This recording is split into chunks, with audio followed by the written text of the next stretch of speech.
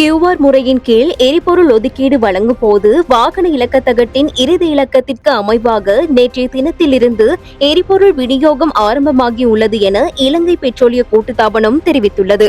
ஹபராதுவ ஹண்டிவத்த பகுதியில் கடலில் நீராடிய சிறுவன் நீரில் மூழ்கி உயிரிழந்துள்ளார்.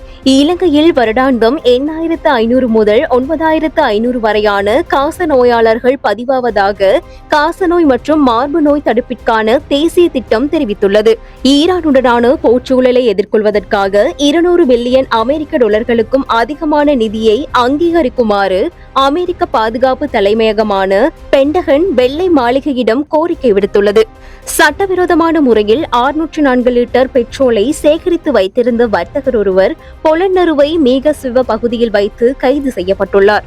தெற்கு மற்றும் மத்திய ஆசிய விவகாரங்களுக்கான அமெரிக்க விசேட பிரதிநிதி செர்ஜியோ கோர் உத்தியோகபூர்வ விஜயமாக நேற்று இலங்கையை வந்தடைந்ததோடு ஜனாதிபதி அனுரகுமார திசாநாயக்கவையும் ஜனாதிபதி அலுவலகத்தில் வைத்து சந்தித்துள்ளார்.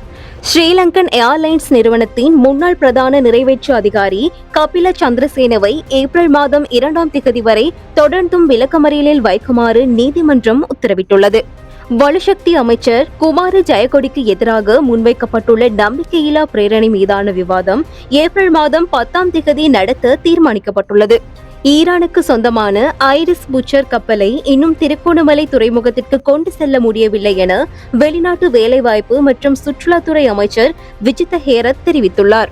ஈரானால் நேற்று ஏவப்பட்ட 7 பென்ஸ்டிக் ஏவுகணைகள் மற்றும் 15 ட்ரோன்கள் என்பவற்றை தமது வான் பாதுகாப்பு அமைப்பு இடைமறித்து அளித்துள்ளதாக ஐக்கிய அரபு ராச்சியம் தெரிவித்துள்ளது.